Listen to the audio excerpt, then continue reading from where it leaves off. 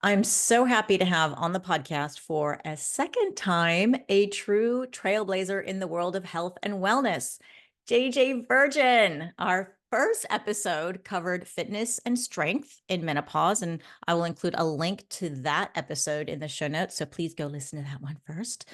And JJ is really someone I've been learning everything longevity from since 2016 through her podcast, which is now called Well Beyond 40, when she was only probably about 2 years into her podcasting life. And now, nearly 10 years later, over 1,000 episodes and 17 million downloads, she is at the top of her game and smashing it.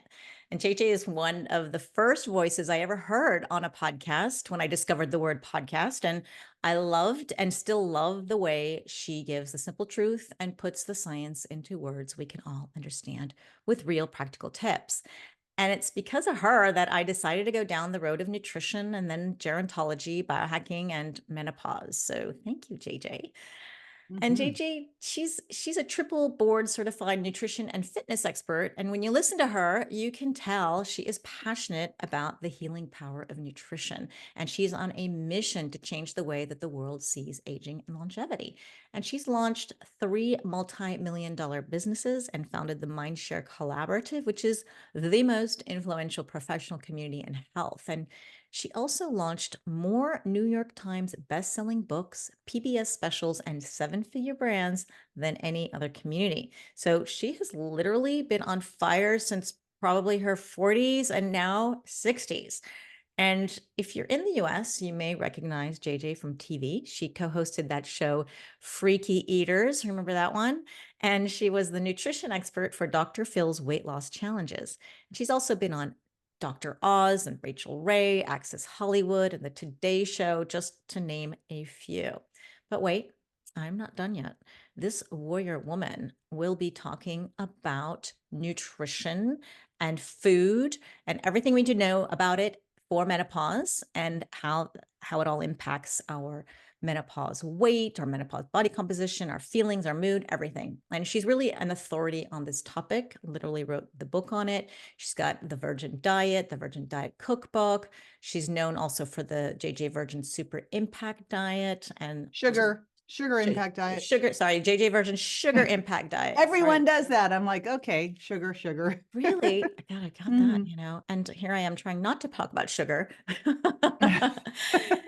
So I'm going to have links to all of these in the show notes so you guys can sort it all out yourselves and get the book that you want to get the book. And I'm also going to have all of the links to her social media channels on YouTube, Instagram, and Facebook, where she really has a huge impact with millions and millions of views. And she's really an authority on health, wellness, and leadership. And she's transforming the lives of so many people around the world. Do you think she's qualified to talk about food and nutrition with us and menopause? Oh, yeah. So now, without further ado, let's meet JJ Virgin. Welcome. Good to be back. Yeah, I'm just that first episode was so good. I got such great feedback on it. And you spoke in so much detail about what we need to do in the gym or outdoors and how to lift and all the important things we need to do to maintain muscle mass. And we didn't even get a chance to talk about food and nutrition because it doesn't make any sense to talk about lifting weights if we're not actually getting the right nutrients in our body, right? Well, got to do both. You gotta do both. Got to do both. So, okay, we're going to put everything into context for a woman going through this menopause transition. And you know what it's like. You've been through it. Yes, I do. You're on the other side, loving it. And actually, at one point, I would like to talk about your menopause transition experience. But before we do, let's focus on the food and the nutrition. So, what does a woman going through menopause right now who's seeing changes in her body composition need to do in terms of her food, what's on her plate, what choices should she make? What do you think? So I like to do things that are super duper actionable because otherwise, if you overload people with information and they don't start to see differences right away, then they just go, F it. Yeah. Like, why should I do this? Right. And when I think about the things that we are struggling with, the number one thing when you are working on a upgrading your eating plan, right, is you can't have hunger and cravings, because if you have hunger and cravings, you are going to fail at some point. Like, I don't know about you, but if I'm hungry, I always say if I'm hungry, I have to pee and I'm cold, man, it's the trifecta. You don't want to be around. But if I'm hungry, like there's only so long you can go like that. And or if you have those cravings where you know you ate, but you're like, oh, I just want that little something, something. So I always look at this and go, what do we need to do here? If we're looking to upgrade our diet, we're looking to upgrade our diet so that we have great energy. We look like we just spent the week in a spa, where we are fit, we're lean, we don't have belly fat. And the big shift that starts to happen through menopause as estrogen's dropping is that we are now producing estrogen through our belly fat. So preferentially, we're going to build more belly fat. We're becoming more insulin resistant, and we're breaking down muscle because we need estrogen to build muscle. We need estrogen to burn fat, right? We need testosterone to help build muscle too, but it's estrogen's really for women, the bigger player. And we start to, again, produce that estrogen through our belly fat if we are, if estrogen's low and we're not replacing it. Now, couple that with, and of course, if you're insulin resistant, it's now harder to access stored fat for fuel. You're more reliant on incoming blood, incoming sugar, incoming carbs. So you're going to be hungrier, right? So we've got all of that going on. We want to make sure we're dealing with hunger. We want to make sure we're dealing with satiety. And we want to make sure our metabolism's working well. Now, and the studies are crazy with this because you think, oh, what's clearly my metabolism slowing down. It's not documented that it actually starts to really shift till about the age of 60. So what's really happening is your hormones are going wonky. And I always like the guys talking about this, and they're like, it's fine, your metabolism isn't going down. I go, step inside my body, dude, for just a minute with this hormone flux. I'd like to see you hang. So if it's not metabolism, what's going on? But I do think there are things we can do to support, in fact, I know, a better metabolism. So I like to take the biggest needle movers. And if you look at it, we have really two sides when we're eating. We have the building side and we have the fuel side, right? The building side, that macro is protein. Now, while you could use protein for fuel, it is highly unlikely that you will, because it is not the way that protein is preferentially used. It has to go through a lot of steps in order to be used as fuel. So 99% of the time, unless you're like living only on protein with a little fat, your protein is going to be used for building. And then you've got the fuel ones. And so I have function and fuel. Fuel are carbs and fat. So if all we did, and I always like to say, I'm going to give you a challenge, because if you just did this one thing, you're going to see a massive change. In fact, I had one gal who I kind of did this whole brain dump to, and gave her all these things to do. She was like, I'm turning 50. I wanted to have all these changes. I'm like, great. And I violated my rules and overwhelmed her. And she goes, I saw her 6 months later. She goes, I did 25% of what you told me to do, and I lost 25 pounds. And I'm like, okay, cool. What'd you do? That's She did amazing. this thing, I'm going to say. So she hired a trainer to lift weights, but we know while that's shifting things, that's not going to be the big driver for weight loss. The big driver for weight loss has got to be that you have caloric restriction. So She had a lot of weight to lose, or is that she had a she lot was of weight to lose, probably okay. about 60 pounds. Okay. So 25 pounds because she did this one thing. This is the mantra: eat protein first. Now, when I look at this and tell women, here's what you want to do. You want to eat 0.7 to 1 gram per pound of target body weight. If you're a vegan or a vegetarian, push it to 1. If you're trying to recomp, put on muscle, lose fat, push it to 1. You can even push it past that. It's not scary. They're like, I can't eat that much protein. I get too full. And I'm like, well, let's look at why you're getting too full. You just sat down at lunch. You had the roll before lunch came. Then you had the salad that you had croutons and dried fruit and that sugary salad dressing. You effectively turned it into a sundae. It had maybe 3 ounces of chicken on it. And then you get so instead of doing all that, why don't we instead order a chicken breast with a side salad and maybe something else? Eat the chicken breast first. That way we know we got it in. And here's what's interesting. If you kept calories the same, you took someone, and this is a great example of this woman, it's like, I didn't tell her anything that she listened to except eat protein first. And I'm going to eat a gram per pound of target body weight. And so if that's the first thing she did, didn't change her calories, moved some of the calories that would have been fuel calories from carbs and fat over to protein. Protein is more thermic than the carbs and fats are. In fact, protein takes somewhere between 20 and 30% of the calories that you intake to be used in digestion and assimilation. So you're not absorbing those versus fat negligible and carbs somewhere in the 5 to 10% range. So if all you did was keep calories the same but move more over to protein, you will lose weight. So that was the first thing. But the next thing that happened was that when you eat protein, you actually get full, like you're not hungry. It's the most satiating of the macronutrients. And it lasts a long time. Like Right, you're because it satiated for a takes, while. unless you're doing like, say whey or casein that are fast, right? These things take a long time. I remember we were in Italy, my husband and I were in Rome, and we go to this restaurant and they had this Florentine steak. It was like 44 ounces. And we're like, let's order that. Okay. Now there was a bone, but the bone wasn't like, it wasn't a thigh bone. It was like, a little bone. We eat the entire thing. The waiter's like, oh my God. But we were so full, like, oh, I don't even know what to do. Like, I mean, roll me out of here. So we literally went walking for hours because we just had to like help support our digestion. You are full when you eat protein.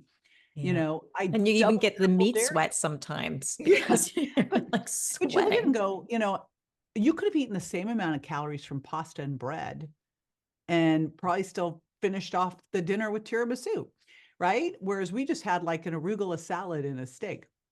So you eat protein first. It's going to give you better blood sugar control. Everyone's talking about eat the vegetables so that you'll have better blood sugar control. Protein does it too. But protein also is going to then give you those amino acids that are going to help with satisfaction. So it's not just satiety, it's that cravings thing that hits too. I used to have this all the time where I'd be like, I'm full, but I just feel like I need something. And Mhm. if you're that person, this helps tremendously. Now, the other cool thing with protein is the study that showed that people who eat protein first actually make better food choices overall.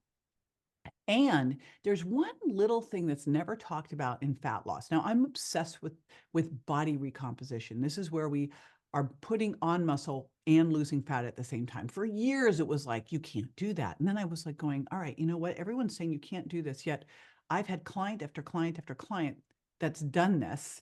So one's a unicorn, but when it's repeated over and over again, this is just some urban legend that you can't do that. Sure, if you really want to put on a ton of muscle preferentially, you'd be better off to focus on that first. But if you really, most people would go, God, I'd love to put on a little muscle. I'd love to lose more fat. You can body recomp.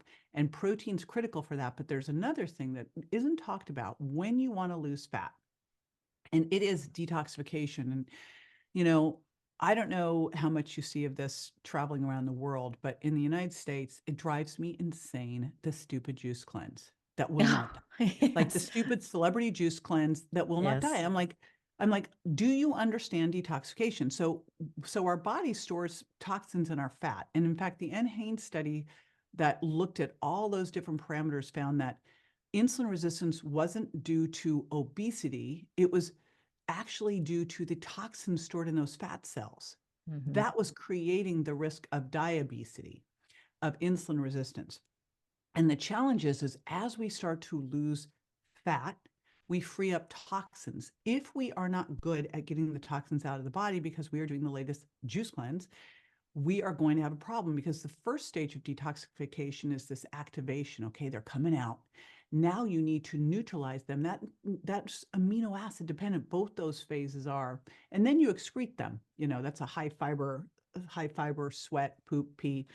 So that's the other piece of why protein's so critical. Is it's really important for pulling the toxins out of your body, for helping you activate and neutralize those toxins so that you can excrete them. And if you are losing body fat, you are going to be freeing up toxins.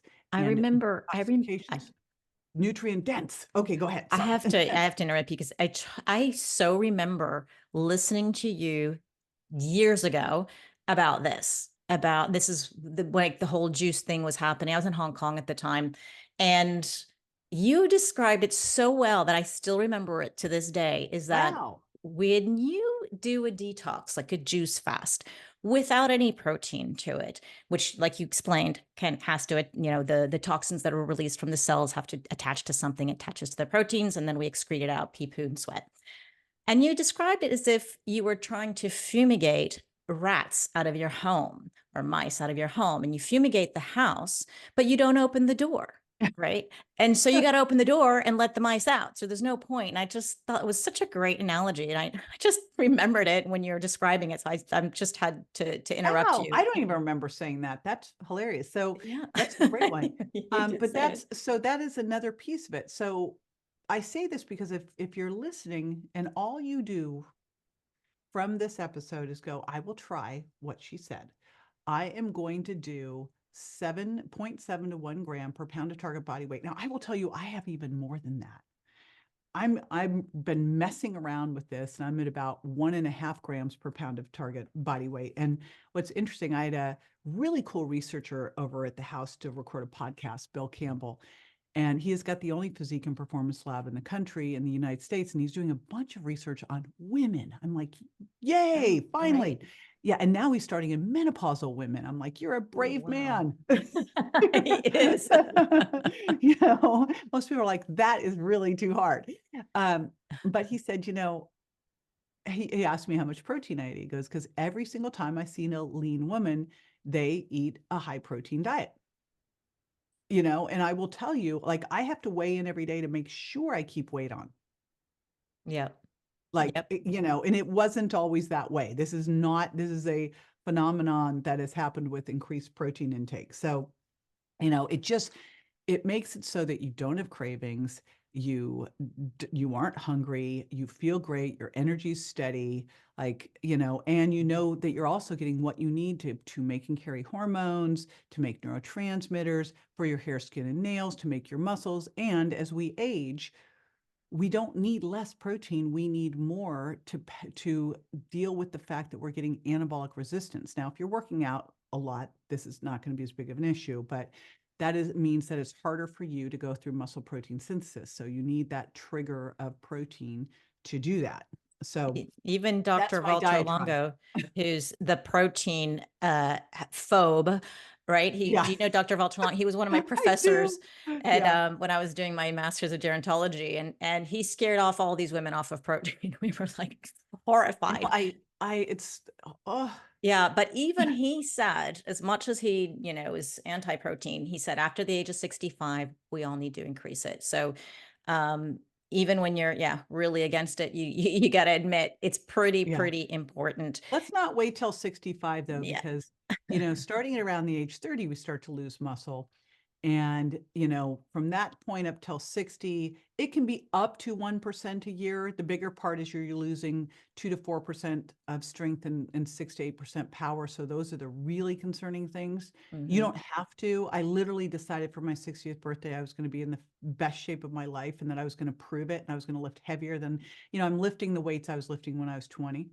Wow. So, you Everyone know, go to the YouTube video because they've got to see your arms. Oh my prove a gosh. point. It's looking so good. Yeah. So I was good. I was recently at an event speaking for Mike Michalowicz, who is a fantastic business author. I love him. He wrote Profit First and a bunch of other books. And so he texts me, goes, dude, come speak at my event. I'm like, first of all, I love it when guys go, dude. I'm like, okay, dude.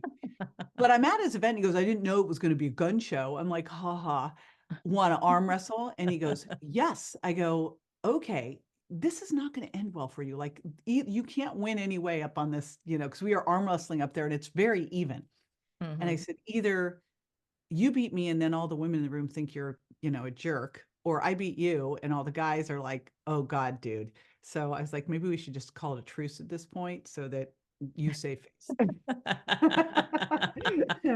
But so I say that because this is protein's so easy. It's an Yeah. easy thing to start with. And I know there's a plant-based agenda out there, la la la. However, if you really need to get all these amino acids, and the challenge we have right now is all protein's not created equal. What we're really doing is getting the essential amino acids. And the best place to get those is animal protein. You are what you eat, however, so you want to make sure you're getting clean animal protein, because the protein won't change, but the fat will, Hmm. right? And Yeah. remember, toxins are stored in fat, so you are what you eat.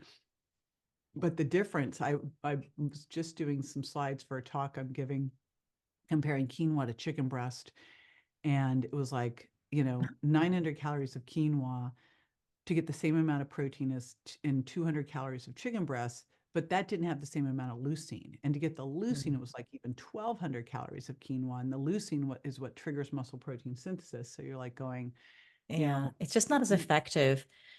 I don't know how to not overeat and do it, Yeah. or to use so many supplemental powders.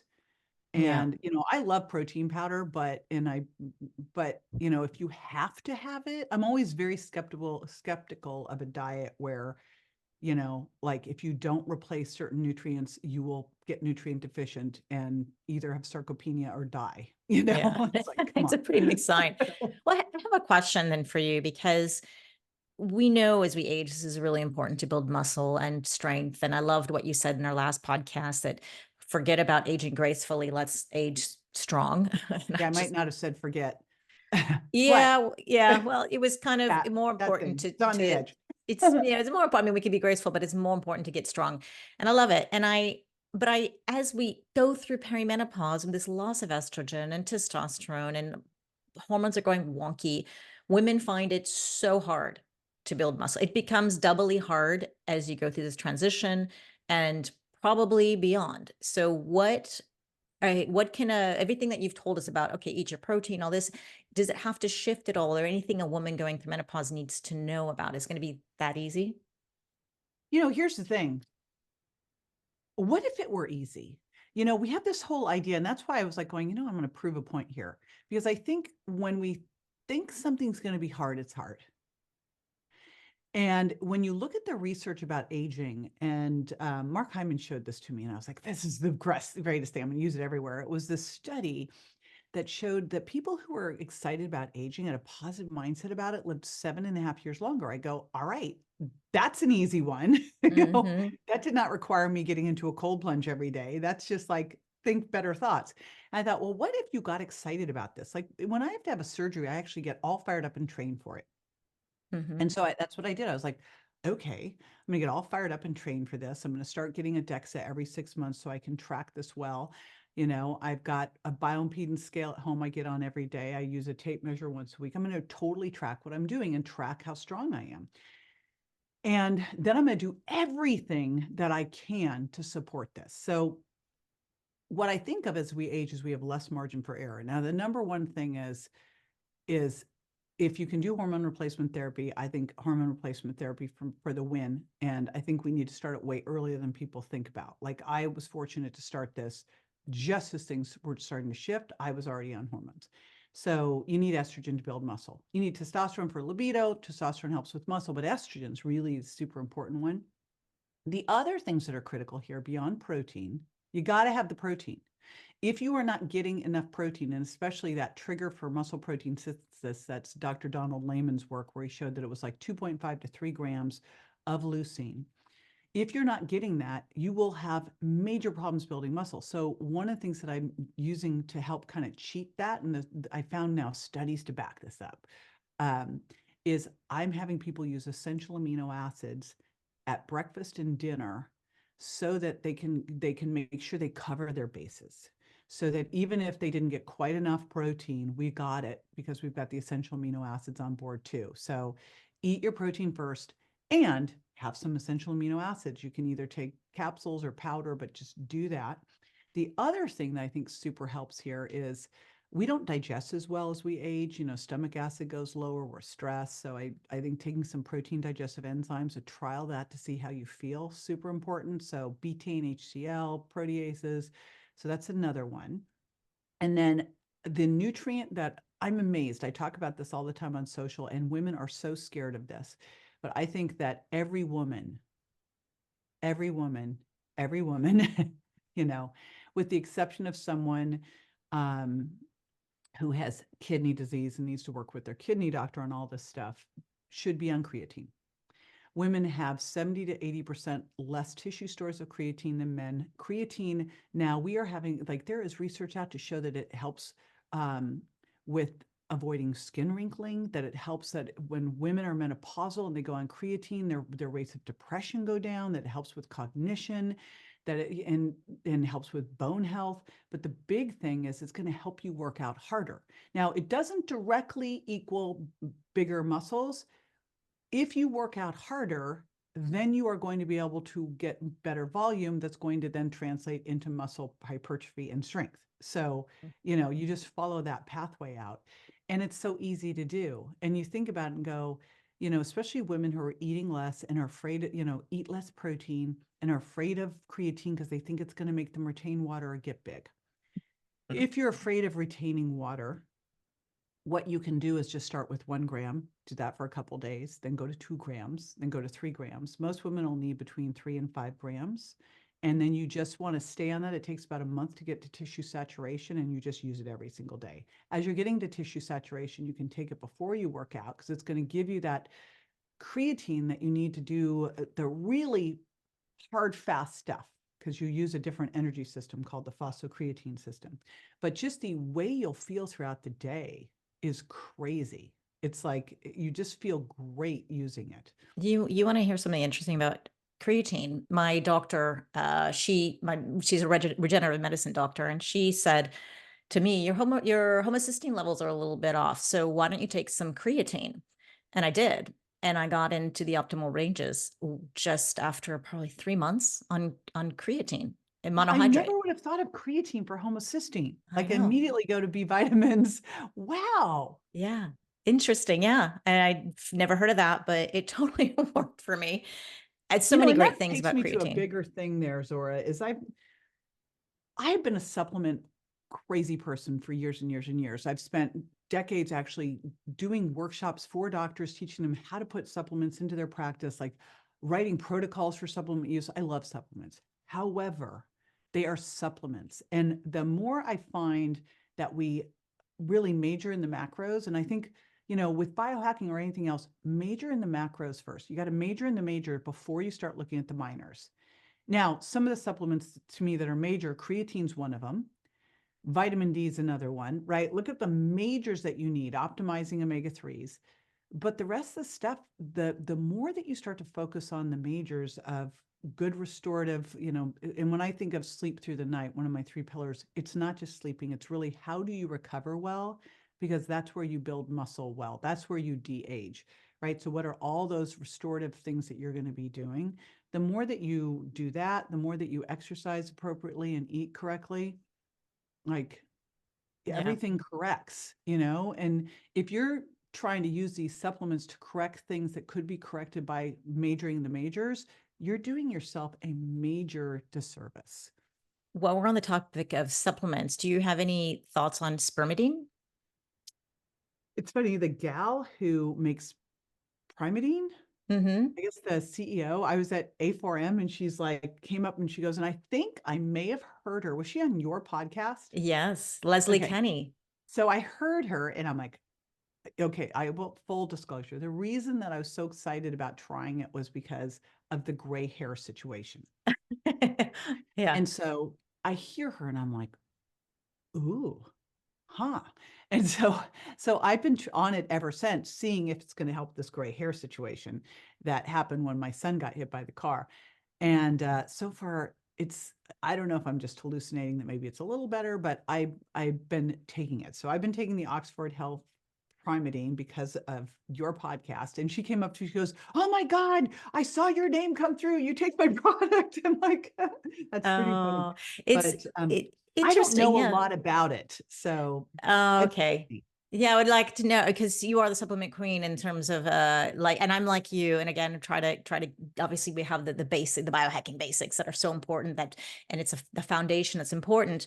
But spermidine, I've been sharing it with my audience probably 3 years now. I'd say about Mhm. 20% people have the gray hair reversal, the feedback that I get.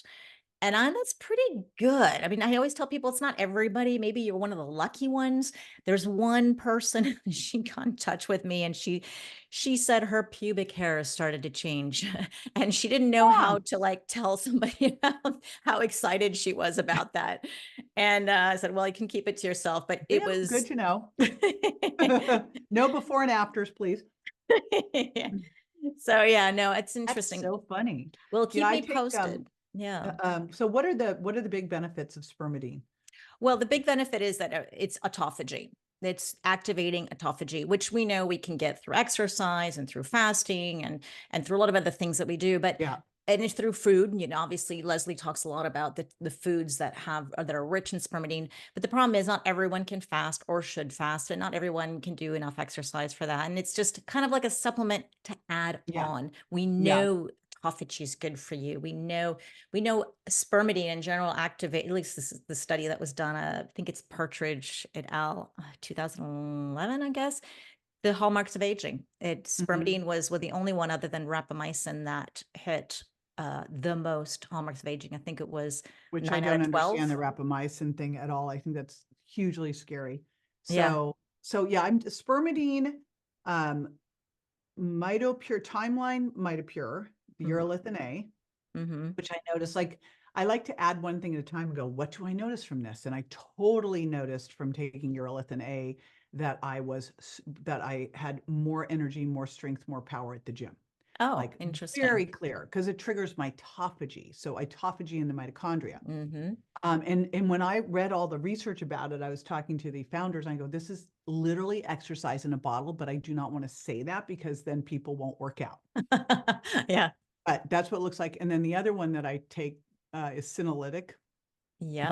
Neurohacker. I never know if it's Neurohacker or Qualia, but I take that one. Mm-hmm. So yeah, it's interesting. I really kind of flipped my little stack here of things that I Yeah, take. I'm doing Physitin actually right now, 10 days of high dosage just to see what that does, just to clean up those senescent cells. So it's the first time I'm using it. I don't Mm. have qualia here. So I just Oh, thought, that's too okay. bad because it's their protocol is you take it every month, 2 days, and they have Yeah. crazy research coming out now with arthritis, with pain, like crazy research. So On I was the like, qualia product yes, itself. Oh, yep, wow. yes, yes, Interesting. Okay. I got to get my yes. hands on that. Yes, you Trying to just, do. You have to figure out how the heck you're going to get your hands on that. I know. I'm always asking people to be drug mules for me when they come back from the US to wherever I am at. Um, so let's talk about this recomp reset plan. What is that? Okay, so again, and it's super fun. I got to tell you, I'm like more excited about stuff now than I've ever been. And I always look, I'm a very left brain person, so I'm always looking for the formulas. And I really feel like the formula for the woman, and for if you are a woman listening right now who is in the middle of going through, and I think the way we describe menopause is so bizarre. It's like that one day and all of a sudden you're postmenopause and like, Yeah. but if you're in that time up until the magic window, whatever, um, just know things get a lot better. Like, whew, it's Can't amazing on the wait. other side. It's Can't amazing. wait. But I managed my menopause by being on hormone replacement and having doctors that really understood how to manage it through symptoms because you can't manage it by labs. Yeah. You'd have to have a continuous read, I mean, Yeah. it's not possible. So you have to manage it by really getting your adrenals in check, by really reducing any margin for error. Unfortunately for me, it was the most stressful time in my life by a landslide. So I was like, this is a joke. Like, how do you get through this? Um, but you will get through it. Now, you asked me a question because it was relative to that. So what was the question? And then I'm gonna come back I to think that. I was originally I wanted to ask you about the muscle building in women Oh, with the loss of recomping. estrogen. Okay. And the other question I don't want to forget about, think about it, is have you seen I'm on hormone therapy as well for the last 3 Mhm. years and I have no problem building muscle, but I've never tested it without. So I'm wondering what your experience is. If a woman decides she's not going on hormone therapy for one reason or another, how easy is it for her to build muscle versus being on it? So I've managed to convince everybody, you know, to get on it. Although I have worked with some people who are not on it, and it is definitely harder. Mm. It's definitely harder. So, you know, but we have a lot of tools. And again, I'd look at the tools of using urolithin A because that mitophagy is going to be super important. If your mitochondria aren't functioning well, really hard to do this.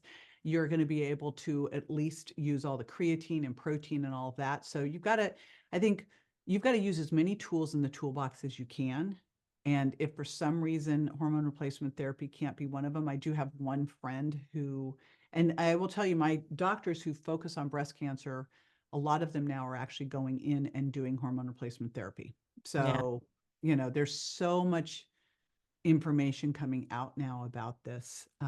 But I Yeah. can think of one of them who is just, you know, it's just hard to put on muscle and it's hard to deal with the belly fat because your body wants to produce estrogen. And guess what? You Yeah. know, it's going through your belly fat. So I've really started to focus on, you know, what do we need to do to recomp? And I have to do a shout out to, again, Bill Campbell doing this research and focusing on women because he really loves his wife and Mhm. she's going through menopause. I'm like, amen for all of us. But one of the things that he found, because if you think about what happens when you go on a diet, and this, by the way, it drives me nuts, all the negative press about the weight loss drugs and muscle mass loss because it's misinformation. Because here's the thing, if you go on a poorly designed diet with or without weight loss drugs, you will lose muscle. Yeah. It doesn't matter if you're on a weight loss drug or you're on another kind of diet. If you are not actively eating enough protein, optimal protein, and lifting weights, you will lose muscle. So it doesn't matter if you're on semaglutide or you're on, you know, some 500 calorie a day diet. It doesn't matter, you know, and you actually don't have to do a ton to keep the muscle, but to build the muscle is a different story. And that's what I'm really looking at is what do we need to do, not just to hold on to muscle as we lose fat, but to actually change our body composition. So now we have lower body fat percentage, higher muscle mass percentage, because when you look at what happens as someone goes on a diet, if they don't do that, they're going to go through something called metabolic adaptation. And it can actually be even worse, like what happened with the Biggest Losers, where their calorie count after the diet was 500 calories lower than it should have been based on their weight, probably because of that shift in their, you know, in their metabolism and the chronic caloric restriction. So how do we deal with that? Number one, we make sure that we're building muscle. Number two, we do caloric variability. So our body doesn't interpret this as a long-term threat and downshift. Remember, our calories are how many calories we use in a day. Our total daily energy expenditure of calories is going to be based on basal metabolic rate, which is, you know, how much we need at rest, which is sex, age, genetics, body composition. What's the thing we can change? Body composition, Yeah. right? You know, because even if we change our sex, we really didn't change our sex. You know, it's like sex at birth, right? Then you have the rest of the day, thermic effect of food, eat protein first. You have activity and exercise. We need to separate those two because don't think you can exercise for 30 minutes, sit on your butt for 23 hours and 30 minutes and be okay. You got to get the 8 to 12,000 steps. I track it every day, make sure that I do that piece and get exercise in. And exercise is when you get hot, sweaty, it hurts, you're doing more than what you're used to so that your body has to adapt. Those things have to happen. So what we really want to focus on is making sure that we are making ourselves better, not worse, which is why you have to track what your weight's made up of, not just your weight. You have to know how much skeletal muscle you have. And when you really look at it, if you had to pick one thing to focus on here, it wouldn't be losing fat, it would be putting on muscle. Yeah. And if you did that, you would lose fat over time, right? If you eat protein first and focus on putting on muscle, you'll become more insulin sensitive. You will start to have a better metabolic rate because that muscle is more energetically costly. And you're not going to be as hungry, you're going to be more satiated, and you're improving, getting healthier metabolically. And, you know, we don't lose weight to get healthy. We have to get healthy metabolically to lose weight. So we have to do all those shifts. And so that's the whole idea of recomping is higher protein amounts, 1 gram per pound of target body weight or more, and doing resistance training more than what you're used to so that you are building muscle, not just maintaining muscle. Mhm. So the thing that I also tell clients a lot is when the same thing as you, just eat your protein, eat it first, but I tell them to get it at each meal. And Yes. and because sometimes see that they're back ending it. Oh, can't I just eat all my protein at the end? And I don't think it works out that way. What are your thoughts? Well, so if you think about muscle protein turnover, you break down, you build up, just like bone, right? And so you go to bed at night, you get done digesting at some point, and then you're going to get catabolic. You're going to start breaking things down. You wake up in the morning, and until you get that bolus of protein with enough leucine, you're in muscle protein breakdown. So if you never get up to that 2.5 to 3 grams of leucine, and who knows, I don't, that research wasn't done on, like, I'd love to see a 70-year-old woman who doesn't exercise, because I'm betting it's more like 3 grams. If you don't get that amount till dinner, you did not get into muscle protein synthesis. You were in breakdown all day long, all day long. Yeah. It's problematic. Yeah. Get it in. So that's why I look at it and go, what are our insurance policies? I've always looked at a multivitamin as an insurance policy, right? Mhm. And I look at essential amino acids the same way. So what if we got up in the morning, let our body have time to wake up, like, the perfect morning routine, get up, see the sunlight, get your feet on the ground, outside. That's perfect. Can't always do that depending on where we're living. And then, like this morning was my perfect morning routine. I got up, I went in, I got into the hot sun, I meditated to Dr. Joe Dispenza, I got into the cold plunge, then I stood in front of the red light. I was like, win. Then I Perfect. went to the Perfect. chiropractor, then I went to the gym. I was like, I am like, Perfect doesn't morning. always work that way. Doesn't always work that way. I was like, I should report this morning, but then you look like that perfect stupid influencer who doesn't tell you the real, like, what really starts to happen as the day unfolds. Um, but what was the question? So yeah, and actually, we totally got on Anyway, it. Both of us got on a tangent. I can't remember the just the yes. recomp. The recomp. The important thing that the question was, let's get our protein in at every single Oh, meal. It's so not yeah, possible to back end it. so I know, if you look at this, you wake up in the morning, you should be eating probably like the sweet spot from what I look at all of Dr. Sachin Panda's research. And I think he is like, if you want to look at chronobiology, and this is why intermittent fasting or time restricted feeding makes me nuts, because I think skipping breakfast is just a bad idea. Bad idea. You're going to skip a meal, skip dinner. Mhm. But for most people, they're doing that because they want to lose weight. And you don't need to do that to lose weight. If you're doing that, do it for autophagy. But if you're doing it for autophagy, rotate it in a little bit here and there, and then exercise for the win, or, senolytic, or the primidine, right? Yeah. Or all of the above. So you want to wake up in the morning, let your body have time to wake up, like get your pancreas getting ready with the insulin, have breakfast. It should be a big protein rich breakfast that has, I think 40 grams of protein or more. What If does you're your not, breakfast look like?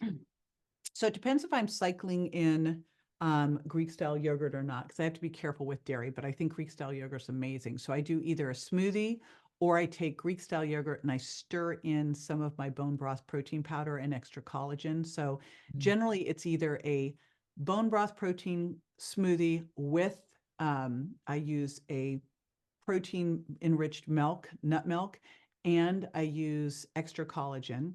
And then I also do essential amino acids, or it's Greek style yogurt with that stuff stirred into it as well. Mm. And then I go to the gym, and creatine stirred into it too. So I do creatine every single morning, and then I go to the gym. I either have essentials there, or if I'm going to the gym, I take them with me in a drink with some electrolytes. So Awesome. So yeah, I'm glad you're not a fan of going to the gym in a fasted state. I tried it.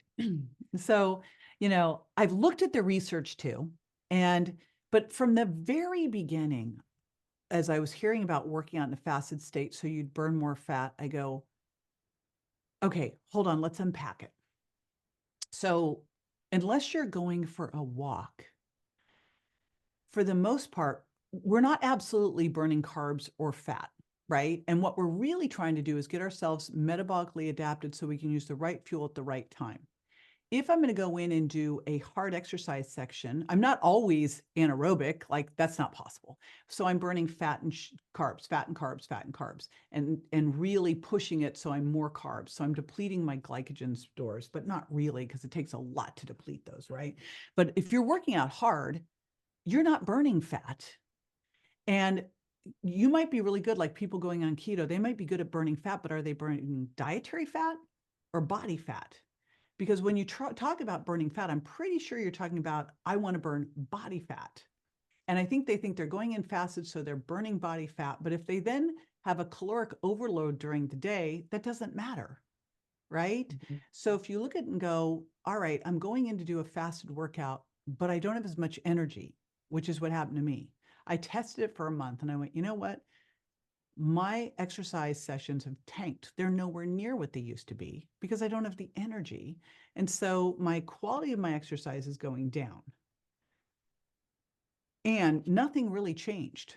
Like I didn't lose fat. I didn't, like, nothing changed. If anything, I wasn't able to put on any muscle. So I went, this doesn't make sense to me because it's not the fat you burn during the exercise. And I would argue that if you're really going in and hitting it hard, that shouldn't be your focus. Like your focus is you're going to be using more of your glycogen stores, right? Mhm. And you're going to use, like, you look at your fuel sources, you'll use some phosphocreatine, you'll use some glycogen, you'll use some fat, you'll use it all depending on what you're doing. Your body's shifting back and forth. It's it's a hybrid car.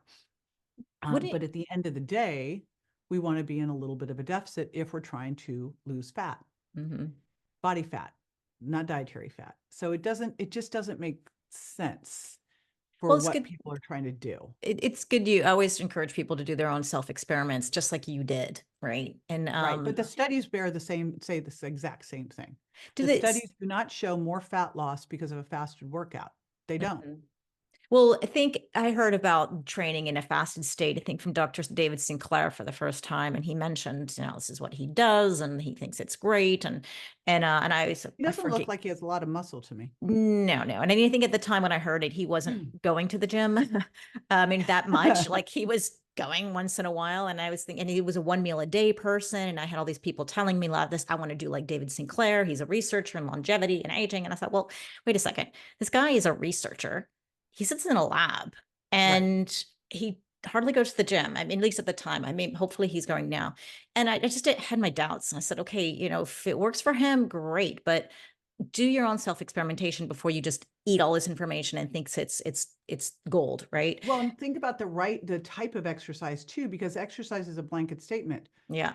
And it really depends on how fit you are. Like, if you're super fit, going out for a walk is nothing. But if Mhm. you're a couch potato, going out for a walk is a workout. Going out and doing long, slow distance exercise that's more using more fat for fuel, hey, that's fine. Like, it's not going to impact you. You can go walk, or even I can go on a hike in the morning and then eat afterwards. I'm fine. But Mhm. if I'm going to go hit it hard, not fine. Yeah. My total, it suffers. But I think the bigger thing with all of these is the question is whether it's a keto diet, intermittent fasting, fasted workouts, doing HIIT training, whatever it is, it's like, what is the outcome? Because diets are tools, exercise is tools. What is the outcome you're trying to achieve? Is this the thing that's going to work for you?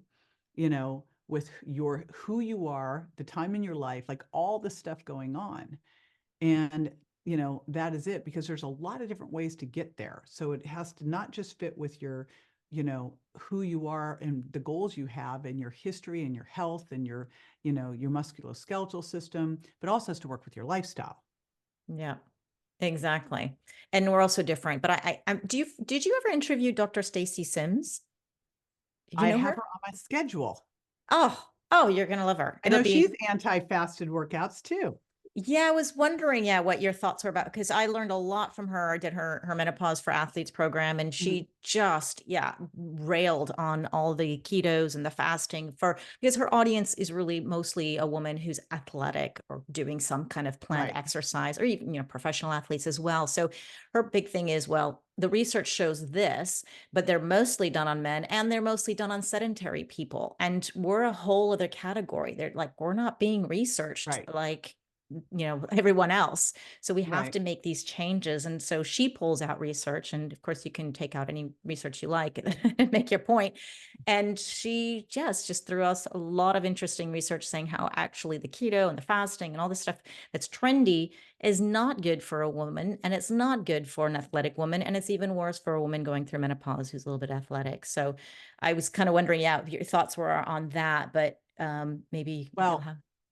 I think fasting scares me a lot because now that doesn't mean that, hey, if you wanted to do like I think if you're doing in my detox program, we do 2 days of what I call limit fasting, where we do shortened time restricted feeding. I think what we should be eating is eating within an 8 to 12 hour window, and I really think an 8 to 10 hour window is better on the daily, because we can get in our 3 meals and get in our protein. For people like my husband, with the amount of protein he needs, no, eating 100 grams at night. Like, I know that study just came out that said there was no upper limit with protein, except the study has a lot of issues with it, you Mhm. know? So I think that we're better off dividing this protein into 3 or 4 meals. I used to work a lot with male athletes, and I had to have them have 4 meals, and so that they could get in what they needed and make sure that they were minimizing. Like, you need to break down and get rid of waste products, right? But you need to rebuild. Like, that's the process of building muscle. It's not just building all the time. Then you'd be building. It's like when you get a house and go, I'm going to do an addition, and you just go, yeah, we're not going to tear anything down, we're just going to slap on stuff on top of this. You wouldn't do that. So you have to tear some stuff down, put some new things in. Same with building muscle. um, so fasting fasting all the time at the age of 30 plus, we've got to be sure that we're able to get in our protein. If you look at, I think, why most people are fasting, they're fasting to lose weight. Yeah. Well, there's plenty of ways to make sure that you are holding onto and building muscle while losing fat. And that they're just using fasting as a way to get caloric restriction. So Yeah. that's one thing. That's why I say, why are we doing it? Just like, people that are like, I'm gonna make sure I'm in ketosis. And I gotta tell you, I do not do well. Like, I try to be on a ketogenic diet. I eat somewhere between 100 and 130 grams of carbs a day. I'm not a big carb eater. I eat a lot of non-starchy vegetables, a little fruit. Um, I had one of those little devices, and I would blow into it. And I'm all over the place. Sometimes I'm burning fat, sometimes I'm burning carbs. I'm 9% body fat.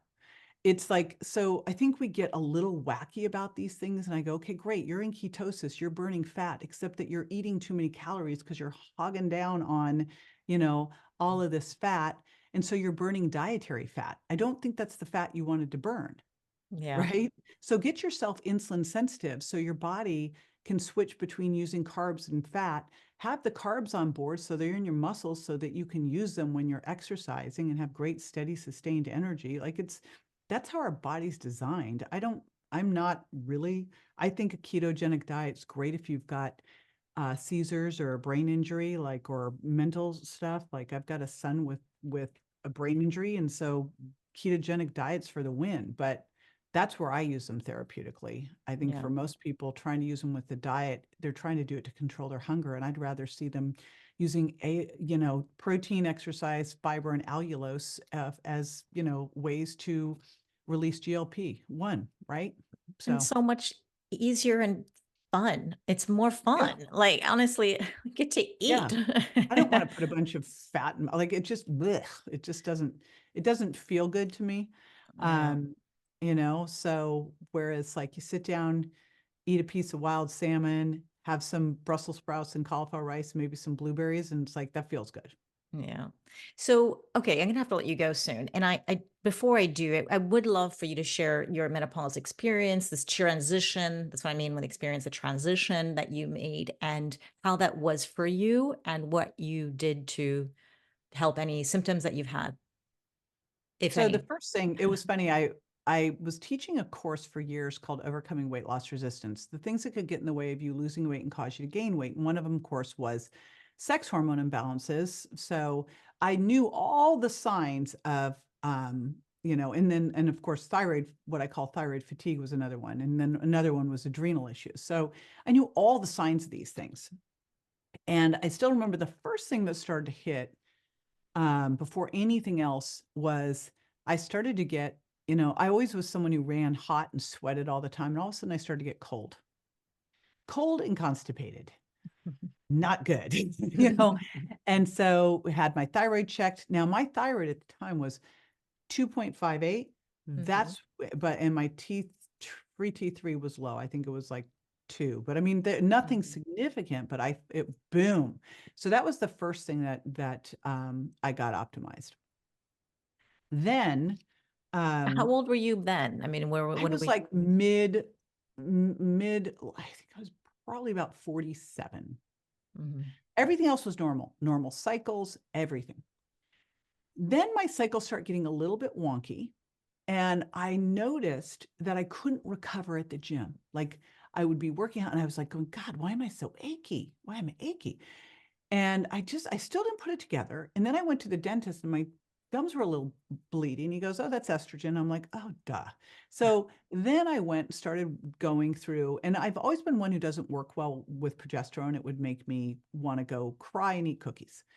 So, I like, how women feel great on progesterone. I do not feel great on progesterone, Mm. not at all. So I started with a little testosterone, a little estrogen, and a little progesterone cycled. Yeah. And, that was all fine. And then my son got hit by a car. Literally, I was 49 and left for dead in the street. And it was right when my book Virgin Diet was coming out. I put all my eggs in that basket financially. I'm the sole financial support for my 2 children who were 15 and 16 boys. And I'm like, standing in the hospital where the doctor's telling me to let my son die. And I'm like, no, so like enormous stress. We were in the ICU for 4.5 months. Like it was just crazy levels of stress that 10 years it didn't just go away either. It's not like Yeah. one day you wake up and your brain injury's over. And so we had to kind of up some things there. I remember one doctor coming in, all my friends are docs, came into the hospital with a bag of like, adrenal glandulars and vitamin C. I'm like, okay, thank you, adaptogens. I'm like, bring them all in here. um, and Oh, so wow. I was fortunate because really, from the time my hormones started to go down, I've been on replacement, and everything coming out now is starting to say that that's when you do it. You don't wait until things go away. The minute like your cycle gets shorter or longer, you just start to replace. So I'd always replaced it. And it never got to that like crazy place. If I had a symptom, I'd go, okay, let's look at it. Like, and I talked to my doctors, all worked with me on symptoms. The interesting thing that's happened lately is when I went to Korea, we went to the ginseng factory. My girlfriend, Dr. Ann Shippey, was like, I want to go to the ginseng museum. I'm like, really? And we had to go on a Sunday morning. I'm like, I just want to go to the gym. She's like, no, we're going to the ginseng museum.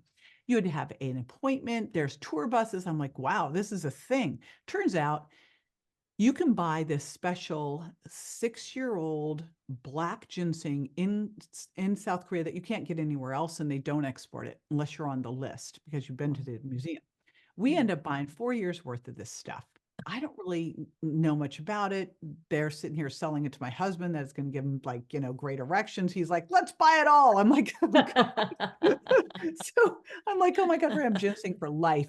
Anyway, they were right, by the way. So we come home, we both start taking it, and I get my hormones redone. Now, this past summer, I had to have, right after Korea, I had to have a hysterectomy because of a bad pap smear situation. I had to have a hysterectomy, which I'd done a bunch of Dr. Joe Dispenza meditations. They go in, they go, it was perfect. I go, yeah, I could have told you that. But, Yeah. I was like, I didn't need it anyway. It can go. So now they've taken out my ovaries, and I'm thinking, and I go to do another hormone test because I think I'll probably have to up my hormones. Yeah. And my doctor here in Tampa, Dr. Lisa Coach, goes, you need to lower your thyroid, lower your estrogen, everything's high. And I'm like, what is What? going on? Yeah. Well, I was at A4M and Chris Shade was doing a lecture on hormone receptor density and sensitivity, and talking about the numbers and how challenging it is really to look at hormone numbers because you've also got to consider sensitivity and density. I'm like, well, this is so obvious. Hello. And he goes, and then he started talking about how adaptogens and things like ginseng improve sensitivity and density. And all of a Mm. sudden, the light bulb, I was like, oh my gosh, the only thing I did differently was add in this special ginseng. And Wow. all of a sudden, I need less hormones to get to the same level. That's wild, Crazy. wild, wild, wild, wild, right? Because I was doing all the other stuff that you need to do to help with all of this, but Hmm. that was like the last frontier. And I'm like, gosh, now that I've seen that, I think everyone, what do we need to do if we're going through this? Protect your adrenals at all costs. I've been like this year, 2024 is a year of HRV for me, man. I'm like HRV for the win. I've got a Polar's H10 strap. I'm monitoring it in the morning. It's HRV all the way. But like these adaptogens, I think must be a part of hormone replacement therapy. We think of things like, I'm a big fan of DIM. I think we, like all women on it going through hormone replacement therapy, should be doing fiber and magnesium and vitamin D plus K and DIM.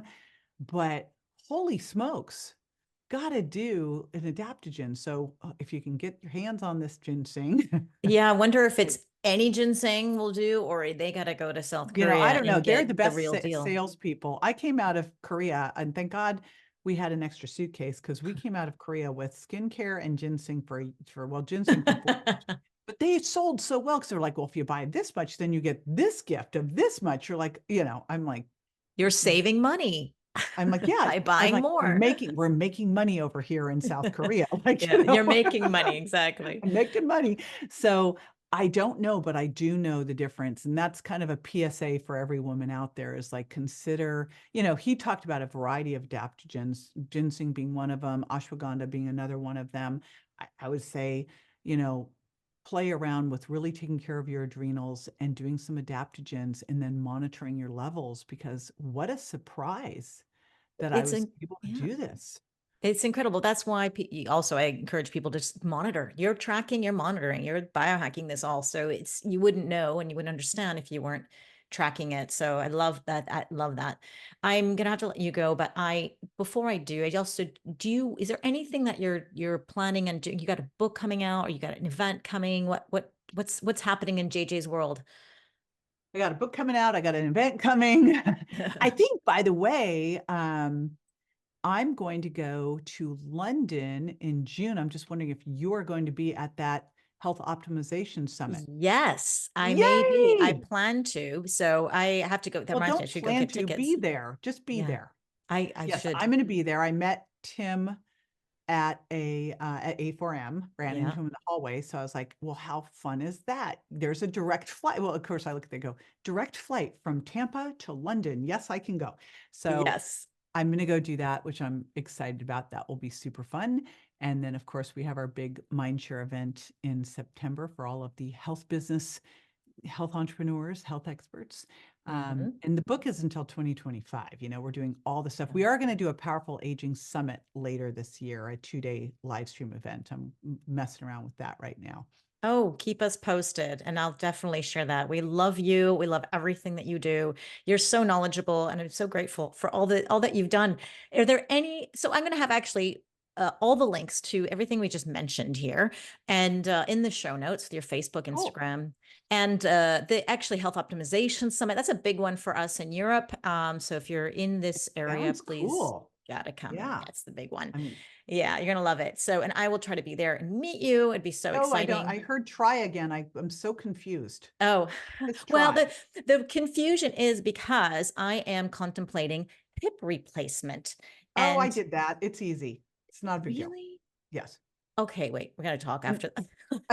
and I literally, I had a bad injury when I was 17. So it resulted in knee and hip, and I had to have which a hip injury, a hip replacement's nothing compared to a knee replacement. So but Really? literally I trained for it. I supplemented in through it. Like I was out, I mean, I did it in the morning. I walked out that afternoon. I never used it, I was right back doing everything. Oh, wow. I, But you talked about this in your podcast about the hysterectomy, and I thought that was really helpful too.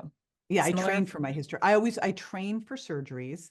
Um, and then I have a supplement regimen that I go on. And the doctors are always like, I go, now give me the exact parameters and explain exactly why I can or can't do that. Because, with the hysterectomy, it's like, you can't lift over 10 pounds. I go, well, why? And he goes, because we don't want you to trigger Valsalva because, and I go, okay, got it.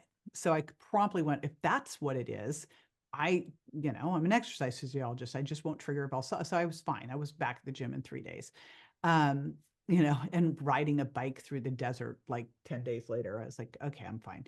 But the hip replacement of all of them is, as long as you don't let the pain, like you have to use pain medications for the first like week and an ice machine. But other than that, like it is train hard so that you don't lose any muscle, do electrical muscle stim, do red light. You'll be fine. You'll be fine. Oh, okay. I was literally going to have one. No, I had to have the other knee because of this injury that I did at 17, being on point ballet, and I was going to have it lead my event 3 weeks later. So literally, you can do this. Don't How let long this. ago did you do it? Well, I did one knee. And went and led my event 3 weeks later the first time, and was on stilettos and dancing. I Wow. will tell You're my you that hero. you just realize that perception becomes reality. So we have to be very careful about that. They'll tell you, and the thing with replacements is you can't damage it. They'll go, there's nothing you can do to damage it. That's all I need to hear. I'm like, oh, okay. And they want you moving. Yeah. But, you're not a normal person. They normally do these things in people who are not in good shape, who are not like, if you train for it and you do all this stuff to recover for it, like, bam, these are not a big deal. Oh my God. Thank you. Those are words I needed to hear. Yes, there you go. So yeah, I will keep you posted because that determines my life and my plans and my agenda. So it's always hard for me to plan without having an actual, date or And I confirmation love about my it. my hip surgeon's like one of the best in the world. Oh, give me the number, please. Yes. Dr. Andrew Yoon for the win. YUN, Santa Monica. Fantastic Oh, dude. oh, good. My hometown. I can do that. Yeah. And then you can have it at St. John's, which is like the Four Seasons. Oh, nice. All Yeah. right. Mhm. Oh, There you I'm go. booking it right now. Oh, thank you, JJ. Oh, you're just a star. I love you and everything you do, and you just made me feel so much better. And any last words for a woman going through menopause? Yes, get excited about this. Celebrate it. Realize you're stepping into the most powerful time of your life. Like all of a sudden, a lot of the stuff you thought really mattered, you'll go, doesn't matter whatsoever. It's like, if I could have skipped over to this, man, and said, what part of your life do you want to extend the most? Do you want to extend more of your teens? God, no. Do you want to extend more of your 30s? No. It was like, it's like the time of your life. So, perception creates reality. Just make that your reality. I love it. Thank you so much. Have a wonderful day, JJ, and I Thank you. hope to Thank have you you. on again. Take See ya. care.